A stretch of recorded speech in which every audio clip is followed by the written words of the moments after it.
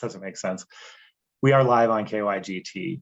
And when I first started saying that, I was thinking if you're paused on Facebook, you would hear this and then go to KYGT. Obviously, that doesn't work. So my apologies.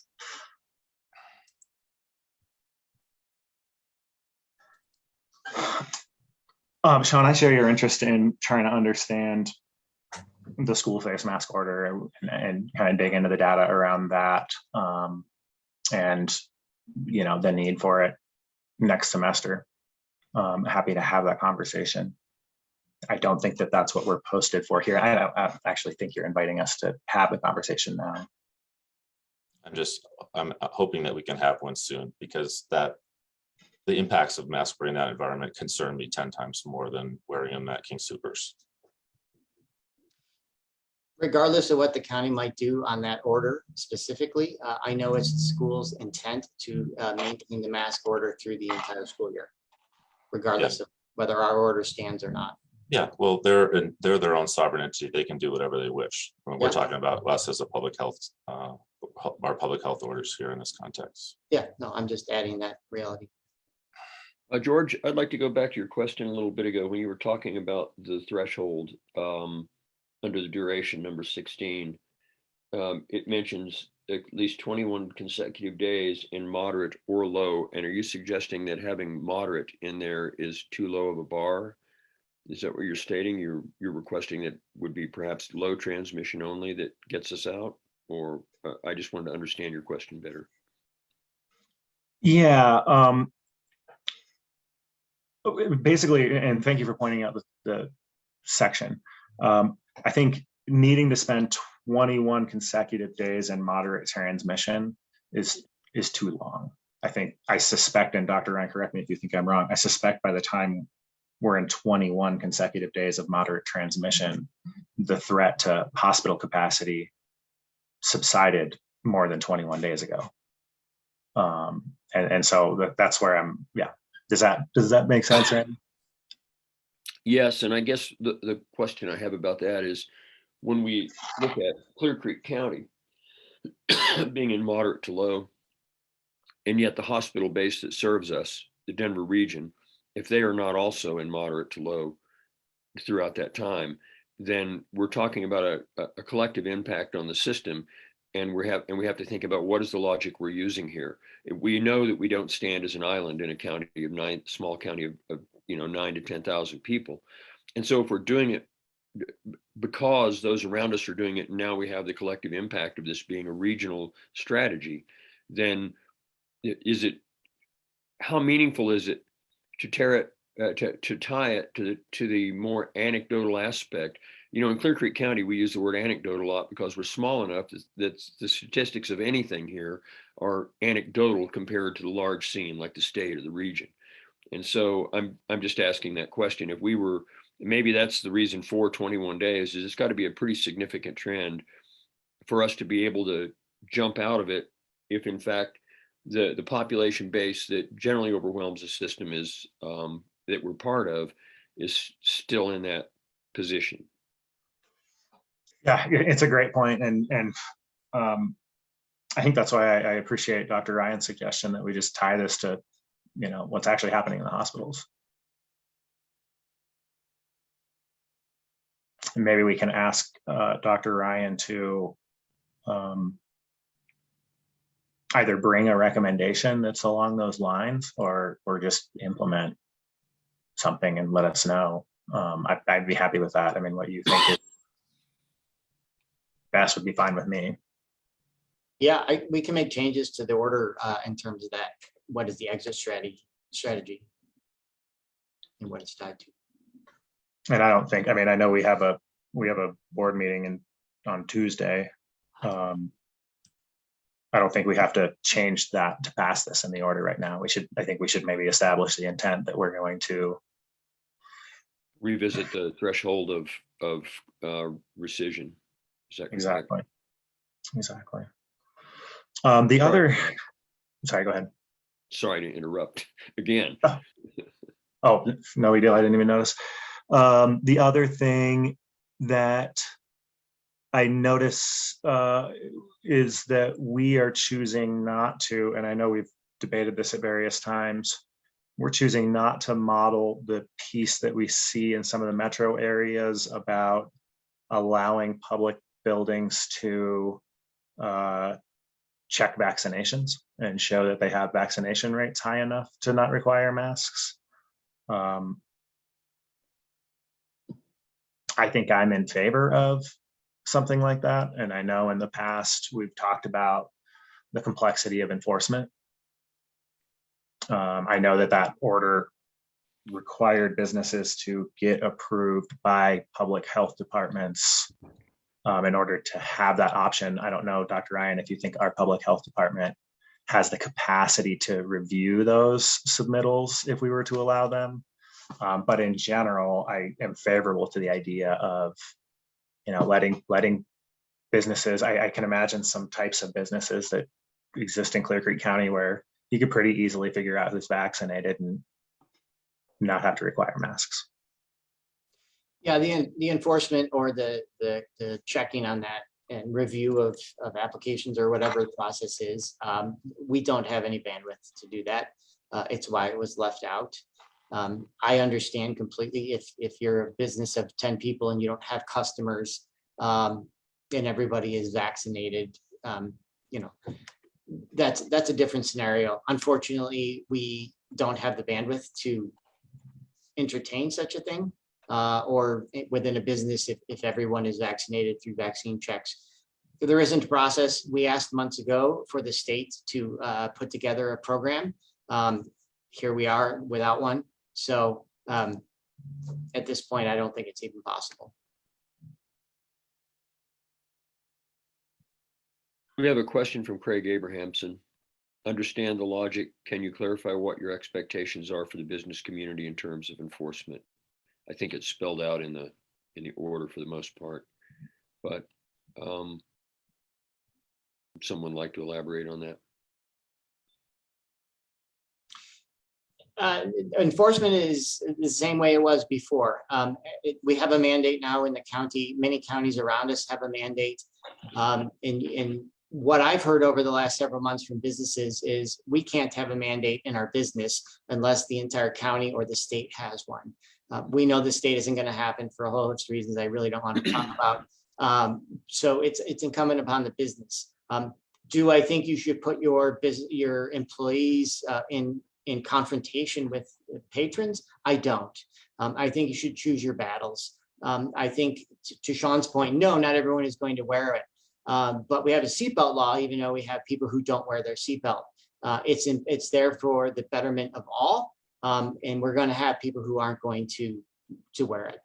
I don't think you should have your employees be put in a situation where they're in a confrontation. It's better to just move on and ignore that patron or whatever is best for your business. So it's really about all in trying to provide a blanket of protection as best we can. Is it going to be perfect? Absolutely not. But knowing that it will have at least some impact overall is really the underlying rationale. One thing I've heard the seatbelt analogy a few times, and I think the correct seatbelt analogy would be vaccinated and boosted people driving in their cars without a seatbelt would be like the people would be driving less than 5 miles an hour, and unvaccinated people would be driving at whatever speeds they choose. So I'll go along with that analogy, but the other analogy I think is a poor comparison. I think to get to the point, though, back to the point of answering Craig's question, I think the expectation is that there is to be signage on the door so that the customers are notified as they come in. Strongly recommended to provide masks, and the county will help out with masks if people can't find the masks. Surgical masks and stuff like that aren't, too expensive, and they are available. But we can still help out. And then those measures alone and offering people to mask, and pointing out the mask order perhaps, but I would not expect people to get into arguments and put themselves into a confrontation situation beyond simply pointing that out and offering them the mask if they don't have one. And if someone else decides to make a confrontation out of it and make a scene out of it simply because of those that polite measure, the sign on the door and the availability of masks, I think that's the point where, law enforcement can be notified if somebody, just like any other reason. If you tell somebody they can't have another drink, if you tell them whatever, and they decide to make a big scene in the bar and create a problem, then that's the point at which somebody needs to call in because it's a safety issue. That's kind of how I, am digging it out of my head. I appreciate that. I mean, I think those are reasonable expectations. That matches largely what we saw when we had a mask mandate before.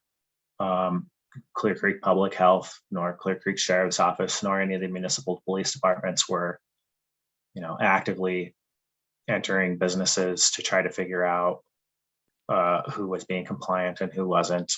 It was mostly complaint based, where we saw locals complain about businesses that weren't, enforcing adequately. Some of those businesses received a letter, pretty run of the mill stuff. So I don't know. As far as, I don't think we're going to gain. I don't think we have time to insert anything about not having a mask order in a building with vaccine thresholds today. I am interested in trying to figure out how to accomplish that. And Dr. Ryan, maybe we can find if one of our public health agencies, neighboring public health agencies, has someone assigned to reviewing plans. Maybe we can contract with them to review plans or something. I want to try to figure out how to, I agree. One of the things I agree with Sean, and I don't think I'm alone in this, is that asking a bunch of people who have already taken the steps that they need to take largely to protect themselves, to do something like wear a mask in an office building where there's 10 other people all day. I don't really love that, and I'd like to find a way around it. If you're experiencing that situation out there in the community, I'd love to hear from you. I think there have been other orders that have stated that in a non-public environment, meaning a place where people come to work, but the public doesn't come and go and enter and leave. And if there's 100% vaccination in the building, then masks are not required. I've read orders like that in the past and seen them. So, but again, we haven't entered into a conversation with Dr. Ryan about that, and I don't think we should try to engineer that today. This order can be modified as we go forward, just as we're making it today. Yeah, I agree. And so that's my ask, is that we give ourselves space to evaluate those two things. Peter, I see that your hand is up. Yeah, I just wanted to point something out. If you look at section 11, it talks about denial of entry, and I just want to clarify something, because both Commissioner Wheelock and Dr. Ryan have mentioned that obviously we do not want employees to engage in confrontations with members of the public. But the thing is that section 11 does direct businesses to deny entry.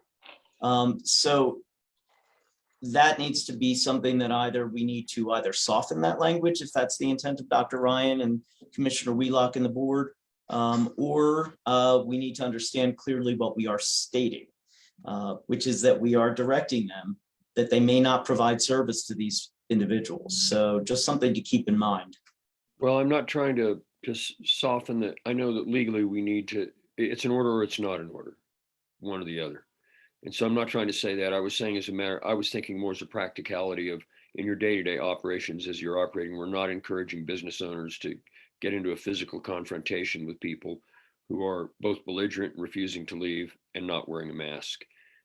That's not, we would discourage that. And I'm sure the sheriff would discourage that too. I think in asking people to wear a mask, putting a sign on the door to wear a mask, and having masks available and offering them a mask, you've done your job. And if someone, and I think the vast majority of people will either comply with that or leave, turn around and leave. And I think a tiny majority or a tiny minority is likely, and this is just my guess, is likely to actually engage in a confrontation like that. And those confrontations can occasionally happen in places like that for reasons other than a mask. And there's there's an avenue to address that, which is to call law enforcement. No shirt, no shoes, no service.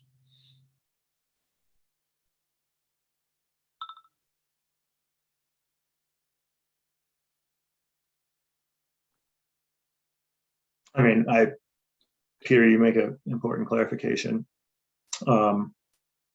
This order really kind of,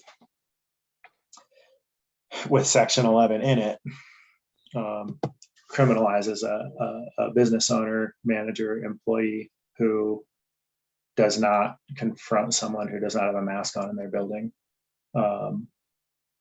Given that we just heard from our public health director that we're not encouraging those confrontations to happen every single time, I don't think that we should be criminalizing people who choose not to make those confrontations. And at this point, I think I'm ready to advocate for either modifying or just scratching item number 11. I think that what would be left in this order if we scratched item number 11 is that a person who's in a public facility without a mask is violating the public health order. And I think that's enough. Yeah, and George, the intent wasn't to mandate that businesses confront people. It was merely to provide them a legal argument or a legal rationale for why it is they're denying a customer access to the business. So its intent was to provide legal cover, if you will, for businesses, not in any way promoting confrontation in any sort. Quite the opposite.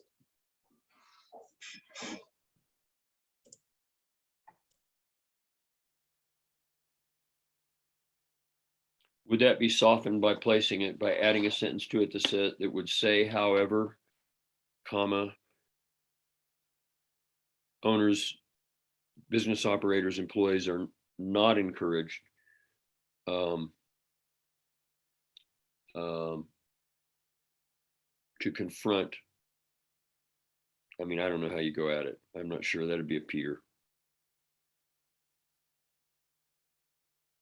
I think you either remove that section or you don't modify it. We cannot give conflicting signals on that. It's too, yeah. That would be too arbitrary. Yeah. I mean, you could rewrite it to say encourage, and I would be happy to pass this just with the sort of instruction to modify that to something that's more of an encouragement than a requirement specifically. And I think, and Peter, correct me if I'm wrong, but I think really what would remain if we made that change is that a person who's in a public building without a face mask is in violation of a public health order. But the business owner would not be in violation of a public health order for choosing not to confront someone over it. That's correct. And that's something that I think is a reasonable balance. Could number 11 be, do we need to add anything anywhere that states that latter portion, which is that it is the customer who is in violation of a public health order, number 1. And then take number 11 and slightly change the wording to state that instead of no owner, operator, or manager, instead just remove the word no and just say owners, operators, managers of these spaces are encouraged, and then move it up as a G under encouragements. I think that would work, actually. That's a good suggestion, is to actually move that to a recommendation, modify the language so that it would essentially say just what you said, Commissioner Wheelock, which is that we encourage the denial of service in those circumstances, but it's not a requirement. And that would also help the businesses avoid any violation of the order the way it is. A conflict between their legal duty and putting themselves in harm's way. Yeah. Yes. But yeah, deputize the deputies in law enforcement and not the servers and the dishwashers. Mm-hmm. Okay. So do you feel like we have a tight enough description of how this would be changed, Peter, that we can make a motion out of it? With staff direction. Yes, I do. I figured rather than bring this back on Tuesday, with regard to the lower moderate, I'm not sure if Dr. Ryan can give an opinion now whether we can adjust that 21-day requirement, where we could actually take care of it as well in this motion. What I'm hoping to avoid is to keep bringing the Board of Health resolution back for revisions repeatedly. But if we need more time, that's fine. We can at least do this motion as to this particular change as discussed. My preference would be, I presume that the 21 days is in there because Dr. Ryan thinks that's right. I would like to pass it with that in place, but remove this denial of entry and move it into encouragements today. And then encourage Dr. Ryan to simply reflect on that 21 days and give us his thoughts next Tuesday, a recommendation to whether or not it's appropriate to change that 21 days. I'm more than happy to add at this point an or statement or removal of crisis standard of care across the state. Where we have the original intent, but we also have another metric that we can use. Right, because if I had to guess, crisis standard of care removal would happen sooner than that 21-day period. Okay. I would be more comfortable with that and would appreciate it. And it saves us from having to bring this up again. In the future, if you come up with a better way to handle this, or one of us does, changing something like this, I would be comfortable with being like on consent agenda for a quick explanation. Other thoughts? It could be consent, or it could be just a quick action item, you know, and be just as quick, because I think I know I would like to know the reasoning for changing the standard, you know, once we hear it exactly and see it, and have the opportunity to see it, discuss it quickly. And I don't think we'd have any, you know, objection to it. But I would expect if it were on consent agenda, I'd say, can you explain that to me, like you said? So if we know we're likely to do that, we may as well just make it as a quick action item, I think. Okay. Okay, so what I will do is I'll actually work with Dr. Ryan then on that additional crisis of care conditions language, because I feel that we should define exactly what that means. And then I'll be able to modify section 2 and I believe it's section 9. I'll go through where it reflects what the duration is and make those changes. And we could bring that type of thing back on consent.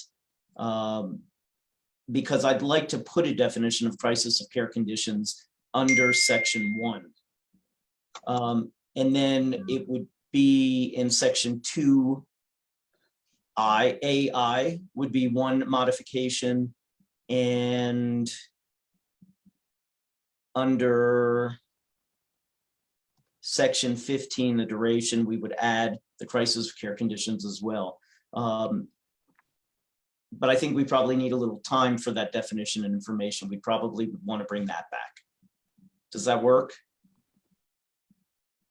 Or would you prefer just to give us the directive to do that at this time and just incorporate it? Either way. I mean, I think we can probably articulate a motion that would get us there. Okay. Another thing that's in here, I see, and I'm sorry, Randy, I know that you have a meeting starting at 9:30, and my apologies. I see that this public health order currently is written to be effective December 4th, as in tomorrow at noon, or is it midnight? Sorry, at midnight? Midnight tonight. I think I'm more comfortable with like Tuesday of next week.